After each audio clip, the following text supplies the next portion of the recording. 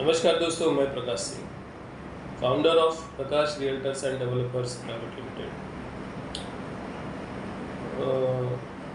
पहले तो मैं आप सभी से क्षमा चाहता हूँ कि काफ़ी लंबा गैप हो गया नया वीडियो अपलोड करने में। दरअसल बैक टू बैक मेरे 2 बार एक्सीडेंट हुआ, तो इसीलिए संभव नहीं हुआ। हेल्थ इशू था और दूसरा गणपति बप्पा का समय चल रहा था, तो मेरे भी घर में गणपति बप्पा विराजमान रहते हैं, तो इसीलिए मुमकिन नहीं हुआ।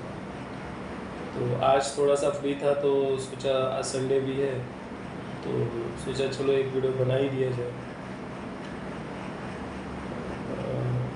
तो काफ़ी दिनों से मतलब कि 15 से 20 दिन घर ही में था, तो एक चीज़ मेरे दिमाग में घूम रही थी, तो आज उसी के बारे में थोड़ी सी आपसे चर्चा और थोड़ा सा आपका जो भी ओपिनियन है वो लेने की कोशिश करूँगा। तो ऐसा है कि हमारे रियल एस्टेट में एक बहुत बड़ा स्कैम चल रहा है। मे बी आप लोगों को पता होगा, बट फिर भी मैं अपनी तरफ से मतलब उसे आपके सामने रखने की कोशिश करूँगा। हो सकता है शब्दों में थोड़ा बहुत कुछ चेंजेस हो तो उसे एडजस्ट कीजिए। तो स्कैम ये है कि मैं मेरा एक क्लाइंट लेके एक पर्टिकुलर प्रोजेक्ट पे ले जाता हूँ। उस प्रोजेक्ट पे मेरे क्लाइंट से एक फॉर्म फिलअप करवाया जाता है। उसमें उसका पूरा नाम क्या, वो मतलब उसका ऑक्यूपेशन क्या है,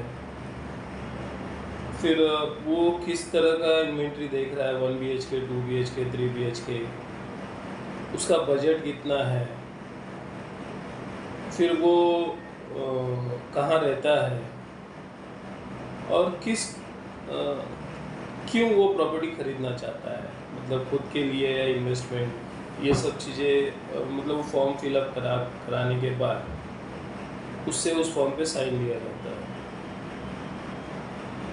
तो देखिए, थोड़ा सा सोचिए इसके बारे में। कस्टमर क्लाइंट मैं ले जा रहा हूँ,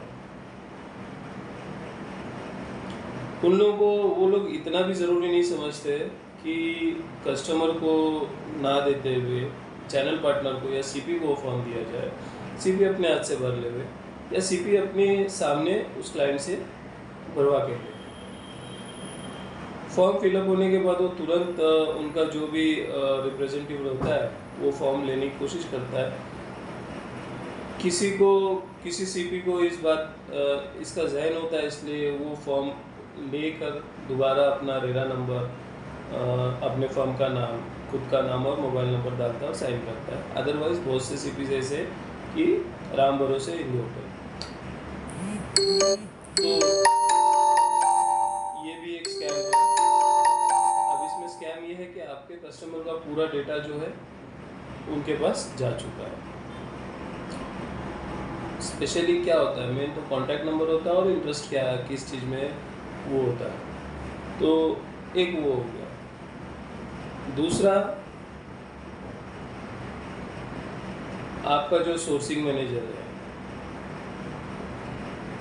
पर्टिकुलर प्रोजेक्ट का, उस मैंडेट ने एक पर्टिकुलर पिन कोड पे एक आदमी अपॉइंट करके रखता है कि आपको सारे चैनल पार्टनर से मिलना है उस लोकेशन में, उस पिन कोड पे जाके, और एक व्यवहार, आपका रिलेशन मेंटेन करना है।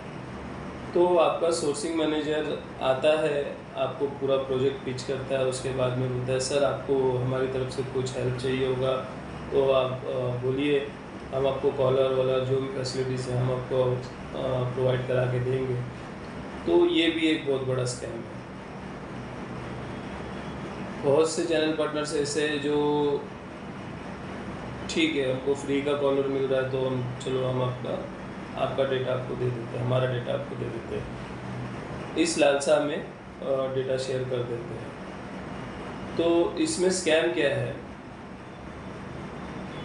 कि आपका सोर्सिंग मैनेजर डेटा आपसे लेके उनके कॉलर को देता है, उनका कॉलर कॉल करता है, सिर्फ उस प्रोजेक्ट के लिए नहीं, मल्टीपल प्रोजेक्ट्स के लिए जितना उनके पास प्रोजेक्ट वो मैंडेट मतलब एक समय में हैंडल कर रहा है, और बचा कुचा भेज देते हैं। अगर एक मैंडेट के पास एक ही प्रोजेक्ट है तो फिर वो दूसरे मैंडेट को आपका डेटा भेज देते हैं, सेल कर देते हैं, और आपको पता ही नहीं होता कि आपका डेटा किन किन प्रोजेक्ट पे यूज़ हो रहा है, बिकॉज कॉलर आपके नाम से कॉल नहीं करता है। अब मैं ये भी क्लियर करूँगा कि मुझे ये सब चीज़ें कैसे पता है। कॉलर आपके नाम से कॉल नहीं करता है कि भाई मैं सो एंड सो रियलिटी से बोल रहा हूँ और हमारा ये प्रोजेक्ट है। कॉलर उस प्रोजेक्ट के नाम से कॉल करता है। तो अब इसमें मैं इतना मतलब श्योरिटी से क्यों बोल रहा हूँ? मैंने 2 साल पहले मेरा एक डेटा दिया था, बहुत रिसर्च करके वो डेटा मैंने लिया था और जेन्युइन डेटा था। तो एक सोर्सिंग मैं नाम नहीं लूँगा उसका, बट लड़की थी और नई इंटर थी, वो इंटर्नशिप के लिए थी। तो उसने मुझे भाई बोल के कि दादा मुझे मैं नई हूँ और मुझे प्रेशर है, तो आप मुझे सपोर्ट कीजिए। तो मैंने मेरा वो डेटा उस बच्ची को दिया था। प्रोजेक्ट का नाम मैं डेफिनेटली बोलूँगा, घाटकोपर का क्रिस्टल जो कमर्शियल जो था उसके लिए था। तो मैंने दिया था उसको, बट देते समय मैंने मतलब एक्सेल शीट था और मेरे कॉलर कॉल करते हैं कि नहीं, मुझे कैसा पता चलेगा, इसलिए मैंने अपने 4-5 नंबर जो है उस डेटा में मैंने फीड किया था अलग अलग नाम से। तो डेटा तो मैंने दिया, देने के बाद में मुझे कॉल तो मुझे हज़ारों आए, आज भी आते हैं, आज भी मुझे कॉल आते हैं। और ये उनमें से 1-2 नंबर मेरे पर्सनल है जिस पे और किसी के पास नहीं है, सिर्फ उस लड़की को मैंने दिया था बगैर उसकी जानकारी के। तो मुझे उस नंबर पे भी आज भी कॉल आते हैं कि सर आप ये इन्वेंट्री देख रहे हो, ऐसा है वैसा है। तो कहने का तात्पर्य सिर्फ इतना है कि मैंने विश्वास करके उस बच्ची को दिया था, बट उसकी जो बैकएंड टीम ने उसका दुरुपयोग करते हुए पता नहीं कितने प्रोजेक्ट्स पे उसको इस्तेमाल किया जा रहा है। अब वो डेटा देखो, वो बहुत से चैनल पार्टनर्स ऐसे हैं जो डेटा खरीदते भी हैं, तो पैसा आपका जा रहा है, इस्तेमाल कोई और कर रहा है। अब इसमें आपको ये भी नहीं पता है कि आपके किस क्लाइंट ने आपका डील हुआ है नहीं हुआ है, वो भी आपको नहीं पता है। तो ये भी एक बहुत बड़ा स्कैम है, इसके बारे में आपको सोचना चाहिए। और तीसरा स्कैम, आप एक पर्टिकुलर सीपी मीट में जाते हो और वहाँ पे आपको पूरा प्रोजेक्ट पिच करने के बाद में आपको लैडर दिखाया जाता है कि सर आप फर्स्ट इन्वेंट्री बेचोगे तो आपको 2% है, उसके बाद 2.25 है, उसके बाद 2.5 है, 2.25 है, 3 है, मैक्स 3.5, वो भी 12-13 इन्वेंट्री बेचने के बाद। तो इसके पीछे काला चिट्टा क्या है कि अगर आपको 3% मिल रहा है एक इन्वेंट्री के पीछे, तो 2 से 2.5% जो है प्लस उस मैंडेट को भी मिलता है। मतलब अगर आपकी डील हो रही है तो उस मैंडेट इनडायरेक्टली उस मैंडेट की भी डील हो रही है। तो डेवलपर जो है 5 से 10% जो है एक इन्वेंट्री का देता है। तो आप इसमें क्या स्कैम है? आप कहोगे कि भाई वो लोग इतना मेहनत करते हैं, क्लोजिंग करते हैं, सब कुछ करते हैं। तो देखिए, एक चीज़ मान के चलिए, अगर क्लाइंट आपके कहने से उस प्रोजेक्ट पे विजिट कर रहा है तो पहले तो क्लाइंट को एटलीस्ट 1% विश्वास है आप पे 1% तो भी आप पे क्लाइंट विश्वास करता है, इसके लिए वो आपके साथ में अपना आधा पौना घंटा 1 घंटा उस प्रोजेक्ट पे देता है। क्लाइंट आपका है, आपके विश्वास पे, आपके नाम पे वहाँ पे जा रहा है। वहाँ पे बहुत गेम को फॉर्म फिलिंग, फिर ये फिर वो, फिर प्रोजेक्ट समझाना। ऑलरेडी आपने प्रोजेक्ट समझाया है, जितना जानकारी आपको दिया जाता है आप उस हिसाब से प्रोजेक्ट समझाते हो। फिर वहाँ पे आधे पौने घंटे के बाद में या 15-20 मिनट के बाद में उनका क्लोजिंग पर्सन आता है, फिर वो फाइनेंशियल डिस्कशन होता है, सर इतना नहीं, इतने में छूटेगा, इतना नहीं, उतने में छूटेगा, तमाम किस्म की नौटंकी होती है। क्लाइंट अगर मान लो 1 करोड़ का फ्लैट है, क्लाइंट ने 80 लाख अपनी तरफ से कोट कर दिया कि भाई 80 मेरा फाइनल बजट है, तो फिर नहीं ऐसा नहीं है, ऐसा नहीं है, ये नहीं है, वो नहीं है, फिर मुझे मेरे सीनियर से बात करना पड़ेगा, फिर सीनियर आता है, फिर फाइनली 17 नखरे के बाद में 80 लाख में वो प्रॉपर्टी बिकती है। 1 करोड़ पे जो 20 लाख का मार्जिन, एक वो फ्रॉड है। दूसरा तो ये सब चीज़ें जो है ना, आपके नाम से मैंडेट कमा रहा है। तो मेरा कहने का मतलब सिर्फ इतना है, अगर डेवलपर मैंडेट को इतना परसेंटेज दे सकता है तो आपको क्यों नहीं दे सकता? मैंडेट का इसमें क्या रोल आता है, कितना इन्वेस्टमेंट आता है? कुछ नहीं। सेल्स ऑफिस डेवलपर बना के देता है, डेवलपर या बिल्डर। सारा सीटिंग अरेंजमेंट डेवलपर का होता है, चाय नाश्ता खाना पीना सब डेवलपर की तरफ से रहता है। इनके सिर्फ लोग बैठते हैं वहाँ पे, और उन लोग में से भी मोर देन 50% लोगों को तो उनकी समय पे सैलरी भी नहीं मिलती। तो सारी चीज़ें आपका वर्क प्रोफाइल लेके कमा कोई और रहा है। तो मैं ये नहीं बोल रहा हूँ कि आपको करना है नहीं करना है, आपकी मर्जी है, मुझे ऐसा लगा बोलना इसलिए मैं बोल रहा हूँ। दूसरी चीज़ ये है कि एक सीपी मीट हम उदाहरण लेते हैं। आपको फ़ोन्स आते हैं, आपके सोर्सिंग वाले हुआ, उनके कॉलर हुए, सर सो एंड सो तारीख को हमारी सीपी मीट है, 7 बजे से स्टार्ट होगा, शाम को 7 बजे से। तो उसमें भी 200 300 400 500। अभी पिछले साल एक इनका इवेंट हुआ था उसमें जियो वर्ल्ड में, सॉरी ट्राइडेंट होटल है बीकेसी में, वहाँ पे तो मुझे बोला गया था कि सेलेक्टेड सीपीज को इनवाइट किया गया है, ज़्यादा वो नहीं है क्योंकि 5 स्टार होटल है, 7 स्टार होटल है, तो सेलेक्टेड सीपीज है, सर आपको आना ही है। बाकायदा इनविटेशन कार्ड था।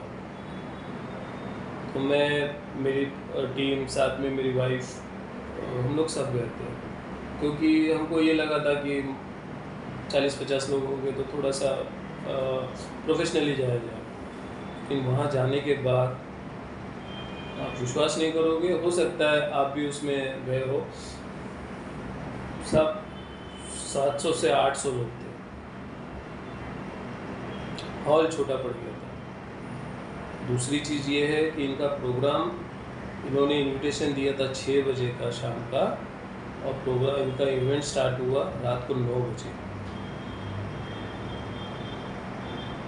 3 घंटा ना बैठने की जगह, ना खड़े होने की जगह, ना कुछ, ना कोई अरेंजमेंट नहीं। स्टार्टिंग में जब तक क्राउड कम था तो इनका स्टार्टर ड्रिंक्स वो सब आ रहा था, लेकिन जैसे जैसा क्राउड बढ़ गया इनकी वो भी फैसिलिटी ख़त्म हो गई। 3 घंटे के बाद इन्होंने हॉल का दरवाज़ा खोला है, तब लोग हॉल में गए हैं और वहाँ पे बैठे हैं।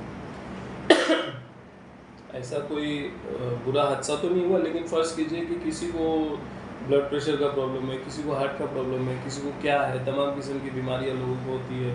ऐसे में अगर कोई इमरजेंसी हो जाए तो एटलीस्ट उस आदमी को बैठने की तो जगह होनी चाहिए, थोड़ा सा रिलैक्स होने के लिए, वो तक नहीं था। ये वो एक ही इवेंट नहीं है, ऐसे बहुत से इवेंट हुए हैं जहाँ पे ये सब चीज़ें हुआ है। तो बहरहाल यही है कि मैं आपको सिर्फ इतना ही कहने की कोशिश कर रहा हूँ कि इन मैंडेट्स के लिए काम करने से अच्छा आप डायरेक्ट डेवलपर के लिए क्यों नहीं काम करते हो? आप जाओ, डायरेक्ट डेवलपर के पास जाओ, डेवलपर से बात करो, भाई ठीक है मैं इंटरेस्टेड हूँ आपके साथ में काम करने के लिए, लेकिन जो पैसा आप मैंडेट को देते हो चलो उतना मत दो, थोड़ा हमारा परसेंटेज बढ़ा दो, हम आपके लिए पूरा एफर्ट लगाते हैं। दूसरा, मार्केटिंग आप करते हो, हाँ, जो डिजिटल मार्केटिंग है वो भी आपसे करवाया जाता है। बहुत से, मैं नहीं करता हूँ, लेकिन बहुत से सीपी ऐसे हैं जो सोशल मीडिया पे मार्केटिंग करते हैं, सब जो यथाशक्ति जितना होता है उतना करते हैं। सारी चीज़ें आप करते हो, मेहनत आप करते हो, पैसा कोई और कमा रहा है। तो किसी का कोई आपको कंट्रोल कर रहा है, अब ये आपके ऊपर है, क्या आपको उसके कंट्रोल में चलना है या आपको खुद के कंट्रोल में चलना है। अब वक्त आ गया है, रेरा धीरे धीरे 2017 से अब 2023 में हमें 6 साल पुराना हो चुका है रेरा।